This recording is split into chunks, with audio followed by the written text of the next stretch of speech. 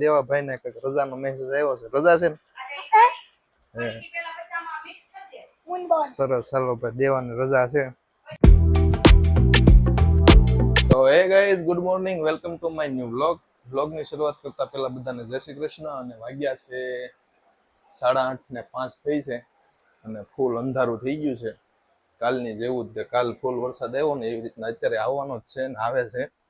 મસ્ત મજાનો વરસાદ ચાલુ છે. વાતાવરણ પણ આખું હાંજ જેવું થઈ ગયું છે. બહુ વરસાદ કાલ પડ્યો છે. વરસાદ ઘણો બધો કાલ સુરતમાં પડી ગયો છે. તમારે ત્યાં કેવો વરસાદ હતો કોમેન્ટમાં થોડુંક જણાવી દેજો. અને બસ આજનું વાતાવરણ કંઈક આવી રીતનું હતું, તમને બતાવ્યું એવું. આ બાજુથી એ રીતનું છે. અને આ બાજુ દેવો ને મમ્મી બે વરસાદ જોવે છે. દેવા જાગી ગયો? વરસાદ બહુ આવે છે ને? તો જે ટિફિન નું શાક ને એવું બને છે ભાઈ. ભીંડો લીલો લીલો મસ્ત મજાનો કૂણો કૂણો. આખા ભીંડાનું કરો? ભીંડા તળવાનો છે? ના ના, તો વાંધો નહીં, કટકા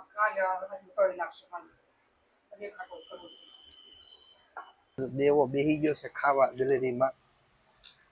શું ખાજો? શું નામ છે એનું? ગુલવડા. બરાબર છે. ના એ લીધું છે. તું બાપુજી નીચે નાવા ગયા હતા? મજા નાવા? બહુ નો નાતો નગર મજા બગડી જાહે. ઈન બાપુજી નીચે નાવા ગયા હતા ને પછી નાઈ ધોઈને કમ્પ્લીટ ફ્રેશ થઈને પછી ખાવા બેસી ગયો છે. સ્કૂલે જવાનું છે કે રજા છે? 11 વાગે ખબર પડશે. 11 વાગે મેસેજ આવશે. 11 વાગે ખબર પડશે. તો ભાઈ વાગી ગયા છે 11:06 અને ખાતે જવાનો ટાઈમ થઈ ગયો છે. દેવાભાઈ ને કઈક રજાનો મેસેજ આવ્યો છે. રજા છે ને?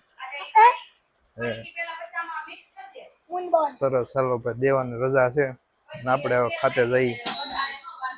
ભાઈ વાગી ગયા છે 8:30 અને આવી ગયા છે ભાઈ ઘરે ડિઝાઇન બનાવીને. આ બાજુ જમવાનું શું બનાવ્યું છે ભાભી? રોટલો અને રીંગણાનું શાક. વાહ, સરસ. અને બીજી બાજુ દેવો અને બાપુજી રમે જ છે.